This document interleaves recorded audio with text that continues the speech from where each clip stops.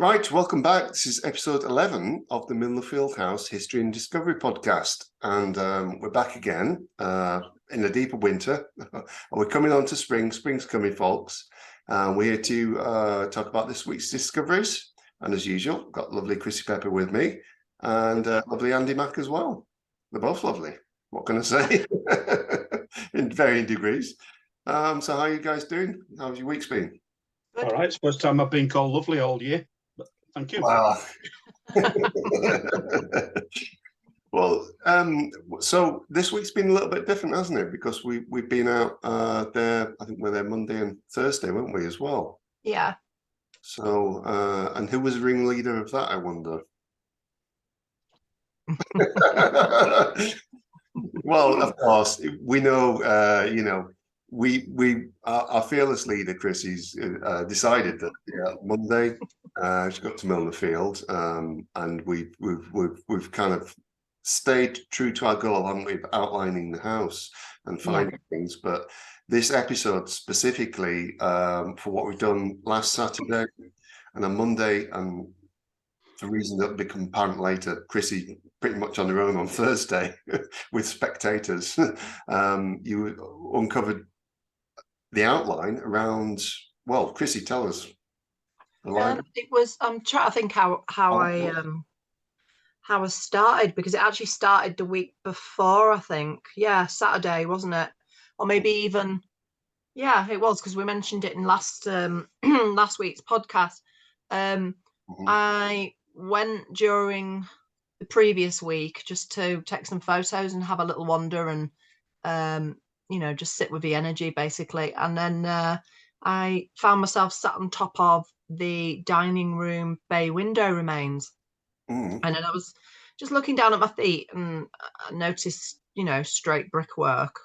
And then, to cut a long story short, started scratching around in that area. And we've uncovered pretty much, well, quite a lot of house, haven't we? It's with all the fine details, the ledging and the bottom coursework with the lovely sort of ledge. A couple of drains, perhaps definitely one, which is different to the one around at the gentleman's entrance. I think this one's all metal by the looks of things. Drain pipe, we found some original cast iron drain pipe fragments. We found fragments of decorative air bricks, glazed. Yes, there you go. Yeah, decorative glaze. You know what we thought were metal, Andrew? Yeah, the brick out there. Yeah, it's actually glazed brick. So right. The only reason why now and again we do bring home an artifact is to give it a good clean, photograph it, document it, and then we return it. So anyone that's watching, we're not keeping things that we find at the house. They go back into the house. They just go back into a secret location where they're safe, and because otherwise, as we know, things just get lobbed around, broken, lost. Even though we've seen a marked decrease in vandalism and litter and antisocial behaviour since we started, we still want these things to be taken care of. So, but yeah, we've found a whole alcove, haven't we? We carried on. There's still a ways to go towards the kitchen wing, the very end of the upper terrace wall, or remains of the wall. And then we are currently focusing on the alcove that went across the dining room, and then it popped out at the end, sort of at the library. And we're just trying to find now the very end and remains of the library, because obviously the mythical bulldozer took out most of the library when it cleared a path through the house. So there's a big whacking great big tree, isn't there, right growing right at the end of so the tree was like so we're working in that general area now where we're just trying to scratch out the very bottom of the house, see what's remaining. Hell of a lot of dress stone that we've pulled out. A lot of dress stone. We thought for years that most of it had been robbed. I mean, indeed a lot of it has, but from that side of the house, the park front, a lot of dressed stone and a lot of the arched windows from a dining room. The pieces that pieced together to create the arch. And you found a lot more symbols, haven't you, on them, on these particular? Yeah, that's right. And thank you, Chrissie. And that my theory was that maybe they bulldozed that pathway through first, and then started knocking with sledgehammers or whatever they used to the very lower ground floor levels. Look at some of that lot that fell outwards that side. So Yeah. I don't know, because there's the fire bricks or the vent bricks and stuff there in place. Yeah. It is fascinating, and I go back to the start of 2021 when I made a few videos that I made, and I was staring at those two mounds, the big mound, the slightly lesser mound, going, well, there's his drawing room and his living room and his library, all in front of the house. If we get into there, you're going to find that some secrets. There's going to be things that are going to be revealed in there.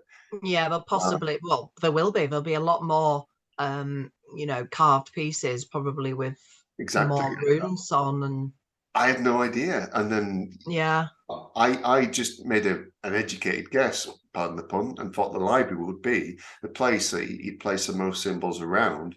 For whatever reason, from my knowledge of kind of esoteric science and things that it did in those days. But yeah, literally piece after piece, it was from the corner. There was alchemical planetary symbols, two for Venus with fire. There's all kinds of stuff, and there were big carved symbols as well. And I'm going to have to keep up to catalogue and to photograph them all as well, because we're finding so many. It was literally like, there's another one, there's another one, there's another. And then that's kind of like debunks the myth of the whole Mason's mark thing, because why aren't they around the whole rest of the house in equal proportions? Yeah, so absolutely. Yeah. Literally doing that for a specific reason. Yeah. And there was a chap there on Thursday. So Thursday I got there and I ended up twisting my back and being a bit kind of, I got in a bad way pain-wise. Arthur came to visit as well. So, but there was a gentleman that turned up, and he was talking about the stonemasons' Beverley Cathedral and other cathedrals, and he'd done some research and work and study on that.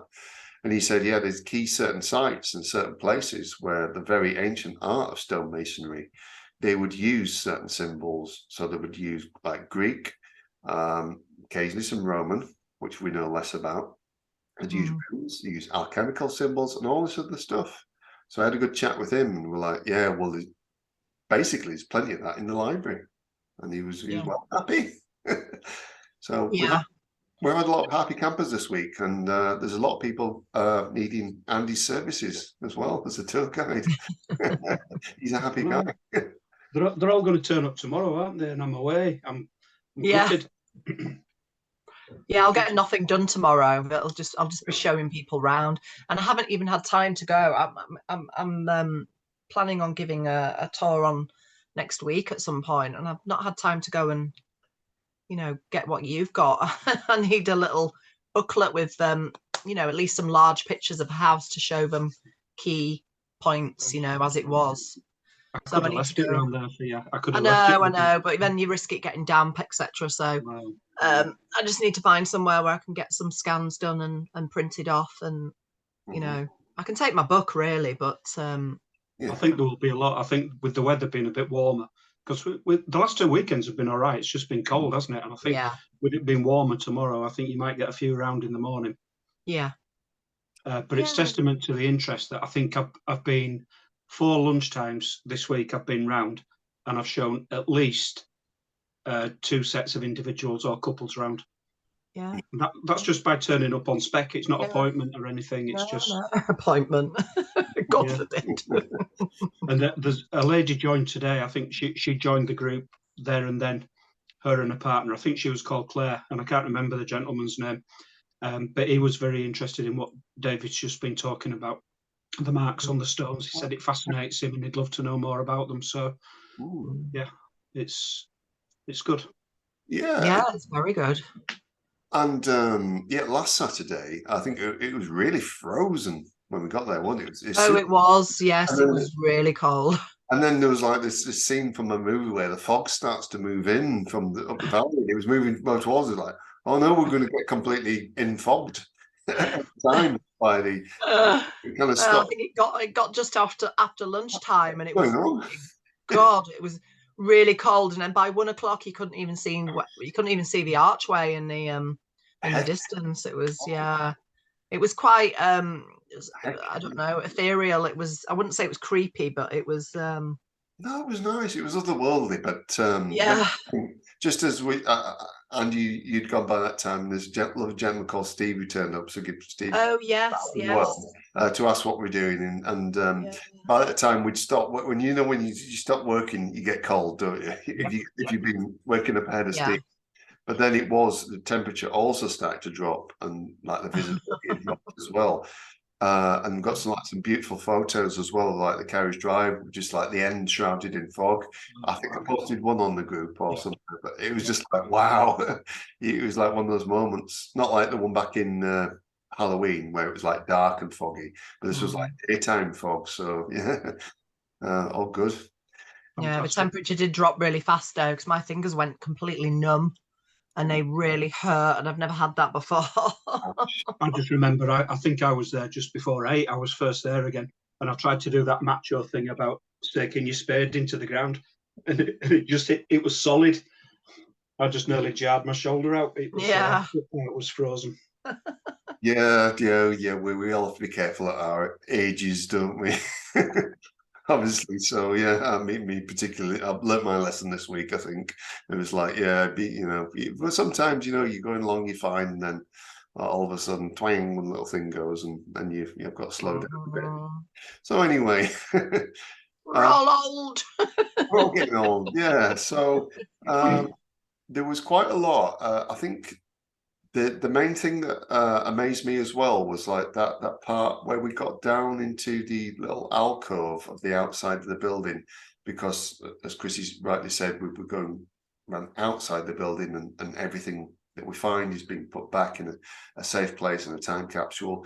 But there's that place around, probably what would have been the back of the fireplace of the library there. Yeah.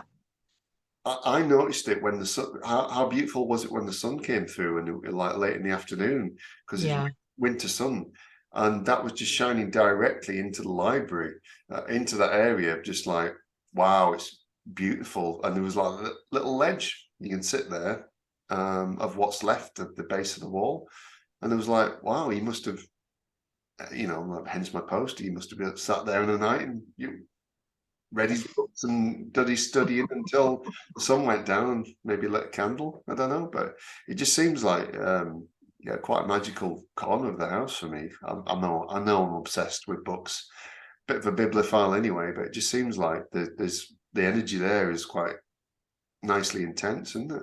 Yeah, it definitely is. It's completely different energy to the energy when you walk in, from the Coach Road. Yeah. It's a warmer kind of energy at the front of the house. It's it's quite strange. I sat on a pile of rocks at lunchtime today between the dining room and the library, and it was just so quiet and peaceful. And like you said, there is a bit of energy around there. And I was sat between the two chimneys, and there was a smell of like smoke coming past. So I thought, well, it's not spooky in any way, because I actually saw somebody burning wood or something as I walked home, so there was nothing spooky about it. But just to sit there in what would have been a warm fireplace and smell and smell the smells. Yeah. I know. Take you back to that primal age in our brains, isn't it? Where we only had like coal and wood to burn and things, where it was like those would be the smells of the valley at that time. Back in those days, that's all you would smell. These days, with like electricity and gas piped in, you don't get those smells. But back then, it would have been commonplace, and it's nice because I think it probably triggers something in your hindbrain, in your ancestral brain that goes. Oh, yeah, it definitely does. It definitely does. Yeah, it does.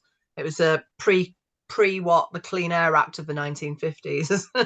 Yes, definitely. Everyone had a chimney and coal fires or coke or whatever, but it's one of those trigger smells, isn't it? That we're probably one of the last generations that will ever be triggered by that kind of thing, because Probably, all the youngsters these days have just no central heating, don't they, really?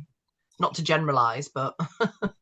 No. I mean, while we're on the subject of scents and smells, when you guys dug down last week and you dug into a couple of voids that had obviously been there for donkey's years, and as soon as you uncovered them, that sort of smell of stone and cellar, like it was like yeah, isn't it? And it, yeah, that's what the house would have smelt like at the time. yes, it would have. Yeah, it's like that. It's that weird sort of dampy. Yeah. Sort of, I don't know what the rest of it is, but yeah, it's a very specific smell, isn't it? And you get it on the soil, actually.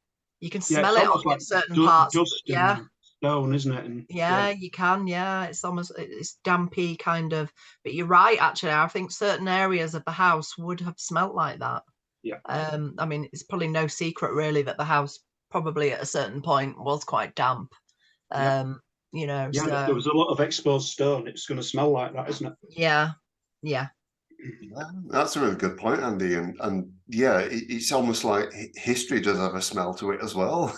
All the senses, like in any, in this day and age, everything's kind of like fairly, kind of homogenized. But you realize that you've got to use all of your senses. So so taste is probably, we all get a bit of kind of dirt in our mouth, kind of in our hair, all over. You're bound to get chewing a bit of dirt now and then, but the smell of something there as well is it's just like like where the burned layer was near the northwest corner, that was like sulfurous and all that, something damp had kind of so these are the things that are really good kind of detective of history and so on would use all of those things rather than just look at the things on paper, and this just goes to show as well, doesn't it, from all the photos, and I think we talked about this the other day, Chrissie, that from all the photos that you see that are left of the house, you still can't see those tiny details such as the ceramic grates and all those things, and you will never find those details. But if you're assessing history purely from the point of view of textbook or photos and facts and files, you'll never get to the bottom of a place, will you? No, you won't. I mean, obviously, when we got through that first layer of soil and lifted some of those huge pieces out, and we did start seeing them, and a lot of them are damaged in areas as you would expect for a house that's been pulled down, but most of it still exists. And not only that, I mean, what I found quite fascinating is the fact that and it's a complete weird side effect as well of digging out the outer remains of a house, is you could almost tell how it was demolished in a sense. I have these theories when you actually down in the pit and you're picking things out, you can tell what was what. And you can. I just have this theory that when they came to demolish the ruin, all the high peaks were pulled inwards or pushed inwards. So the whole void of the house on the inside would have just been, filled up with rubble from high above. I mean, I could be completely wrong, but I don't think so. It would depend on the instructions that were given as well, wouldn't it? Well, I suppose so. Either that or how they did it back then. I mean, they didn't get in Tom, Dick, and Harry. They will have got in a specific firm. Here's another thought for you as well. It would depend on how much they got paid. Yeah. Well, so I guess so. If you didn't pay them quite enough, they would just gone, we'll just leave it as like, we've done so many days. You don't know historically what factors might have been involved. They might have said to you, we'll pay you for like a week's work, so many shillings a day or whatever a day. Yeah. And it might have got to like, we'll cut it short by a couple of days. We're not going to pay you for the couple of days. And they've got, right, let's just do it and just, and then leave it. Yeah. So, I mean, they only brought the house down to ground level, and some of it not even that. There's still a lot remaining, I always, there's a little running joke that I always tell people that they did a peepaw job of ripping down the house. I mean, you tear down a house, but you leave most of it standing. It's like, but thankfully they did. Today, Chrissie, you put a picture on of, I think it was the tree in the porch, wasn't it? Yes, the young tree that was growing. But one of those pictures you put in there, they'd made a crap job of the tower, because one wall of it seems to be still standing, like almost like a chimney shape, doesn't it? And I thought, how dangerous must that have been? It's weird how they decided how they were going to pull it down, isn't it? Because that was like a whole front. Yeah, I mean, it's deceptive, is that photo, because those windows that you can see are actually the bedroom windows. Yeah. You know, you have to get your head around the angle of the photograph and the height of the rubble on the floor. But once I'd got my head around it by counting windows and then going to the front, a picture of the house as it stood, and at the front, and then you can really see what is what. But yeah, it was like that particular photo, there was just a big section of the front outer wall still standing. So it's kind of a bit weird. The porch was completely gone, as we know, because that went before the house even disappeared. But the whole sort of rear courtyard of the house was completely gone.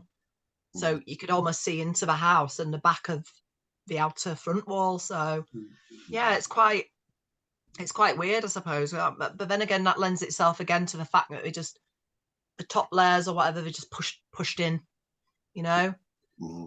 because there's tangible hints, because now that we've found the outline of the wall from a gentleman's entrance down to the porch, I'd spotted long before we found that the triple windows in the hall, the windowsills are laying outside of literally where they So again, what we've been finding when we've been digging out round the front, we found all these arched pieces of the windows pulled forward. That's true. So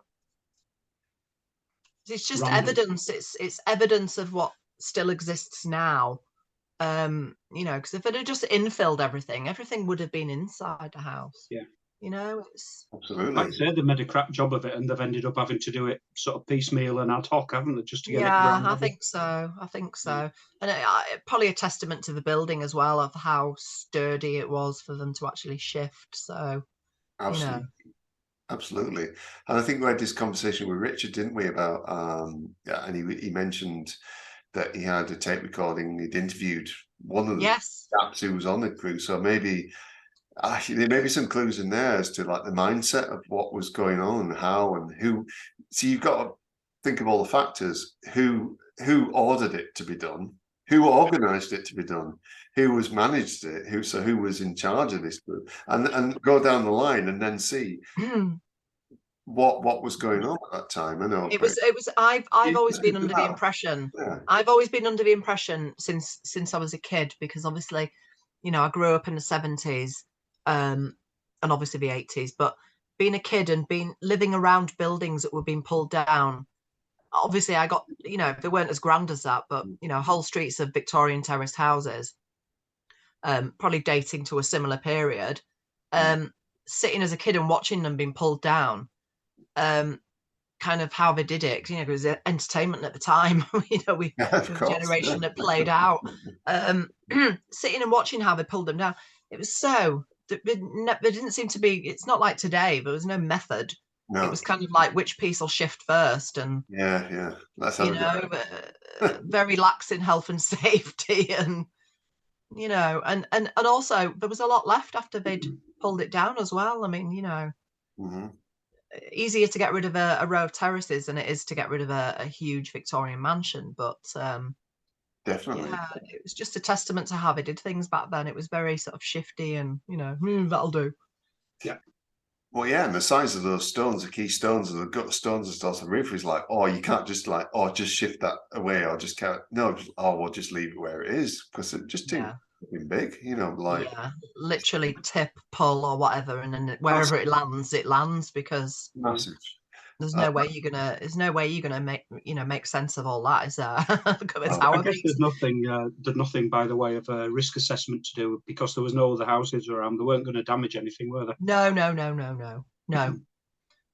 I don't think they cared about plants or wildlife or anything. No, they just got on with it, didn't they? But in another sense, they didn't really have much choice, did they? Looking at the pieces, like we just mentioned, it's those the pieces that came off the top of the tower. I mean, but they're sat in that sort of crater almost. they're just so, I mean, how the hell would anyone ever move? They'd have to be drilled through, wouldn't they, and broken up if anyone was to ever want to move those. Absolutely crazy. Yeah. And that reminds me as well, there is one to tell Andy, because I don't think he's seen this, it might still be reburied under a bit of gravel, but there's another big gutter piece in that corner area underneath, and was like, me and Chris were looking at it going, we're not going to get that out.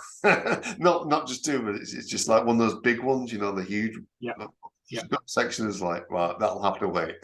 Yeah. It's okay. It's okay where it is for now, isn't it? Let's face it. But there's a lot, there's so much work to be done, and you know, I'm guilty of sort of burning myself out within 2 hours, and then, you know, the third hour I'm kind of like mooching a little bit and trying to get stuck back in, but I'm a bit like, but there's a lot to do, a lot of tidying up to do. You know, but there's a lot that I personally want to do. You know, that big heap that we've created now again.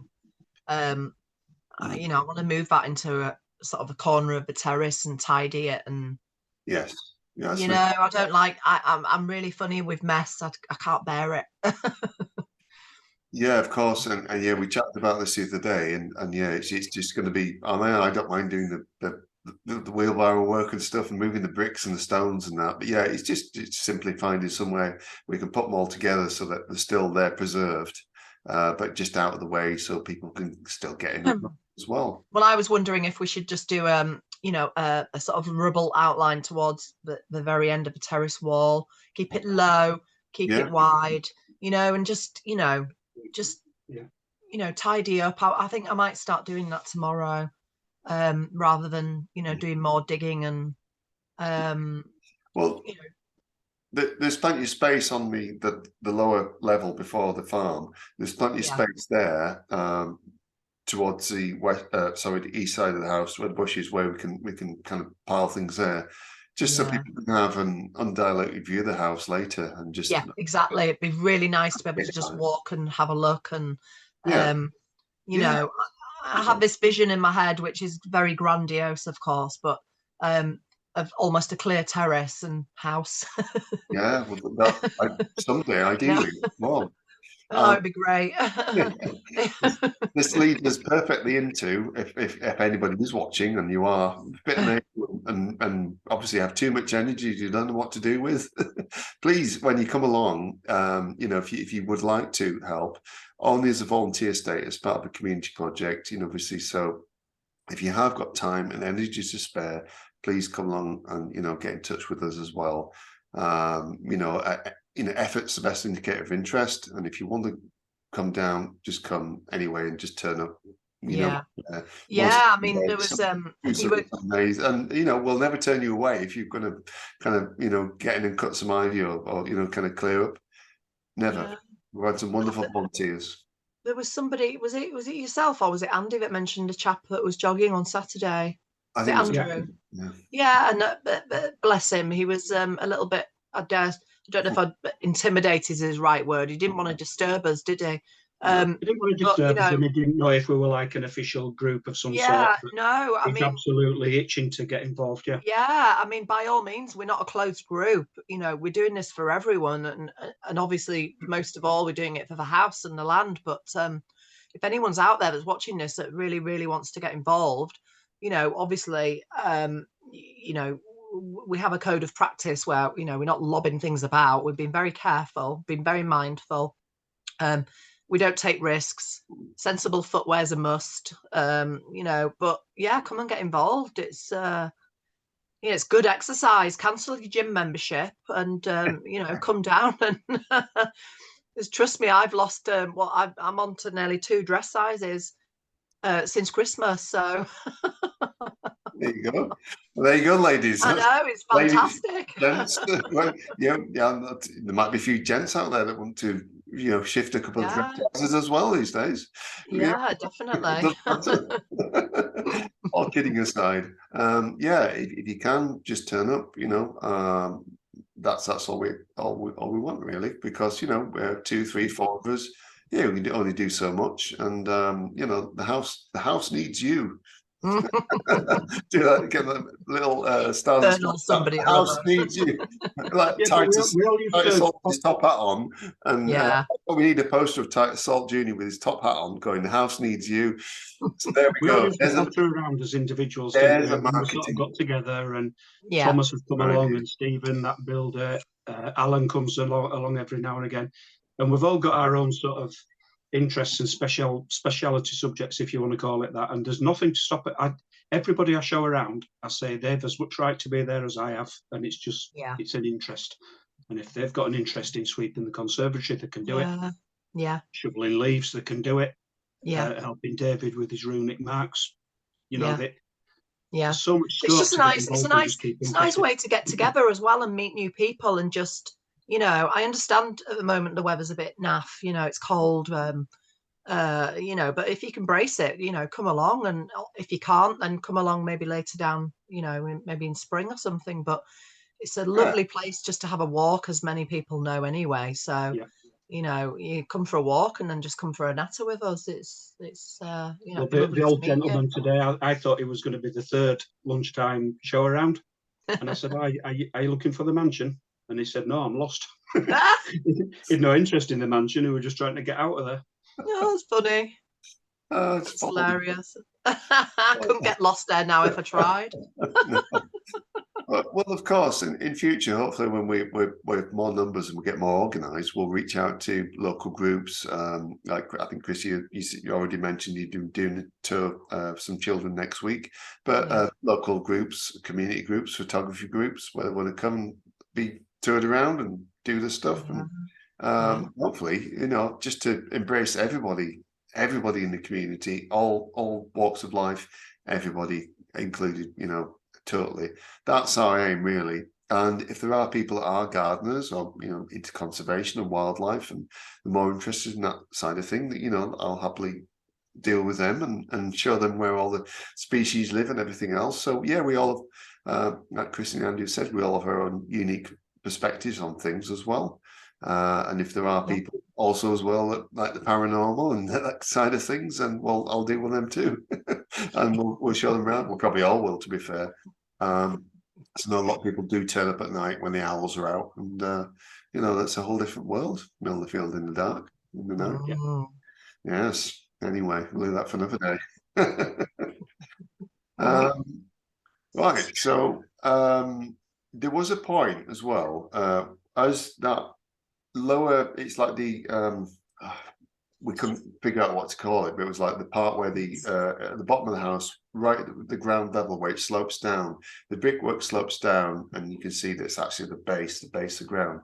There's also a little ledge, isn't there, around, Chrissie, that's like the further we got round, the more it'd been battered. But some of it is quite well preserved as well, wasn't it? Yeah, it was. Yeah, it is, and it's actual. Are you referring to the upper one? Yes, yeah, and with the roots, dead roots and things, and ivy and stuff that we got there. Yeah, it just seemed. Yeah, I think a lot of it's been broken by foiling masonry. Some of these huge pieces have just, you know, bashed off of it, broken it. Very end of it, where we come into the library's completely been pulverized. I'm really not sure what's left of that because the ledge is missing. The bottom section where it's faceted, that's still there. But incidentally, these all had a purpose. They weren't just nice Victorian decorative features. Apparently, it was to keep moisture away from the foundations. Yes. So that's probably why the underside of that ledge is beveled, so the water would run down. And there's you know, there was a mindset to everything that they did. But yeah, I mean, tomorrow I'll just carry on. I'll try and do a bit of tidying and possibly get a bit more into the library edge if I can. But it's quite tough when I'm on my own now, because, you know, I do only have a certain amount of strength. Not because I'm female, but because I'm, you know, I'm nearly 50 and I have a lung condition. So poor you. And I'm female. You're up, Andy. No, not at all. I mean, hopefully fingers crossed, if a chiropractic appointment goes well, I'll be there to help you, and at least I could do is cut some ivy and so on as well. Well, that's Hoping one of the biggest helps ever, yeah. cutting the I mean, ivy, because it's the like ivy. steel rope. Oh yeah, it's like the claws of death is ivy. And You literally can pull and pull and pull, and you get nowhere. yeah, well, that's where the machetes come in, and that we're getting there. I know. So I'd started that some time before Christmas, but then we'd got broken off and gone elsewhere. But Yeah. I was determined to rip the ivy off the entire small amount of the tube.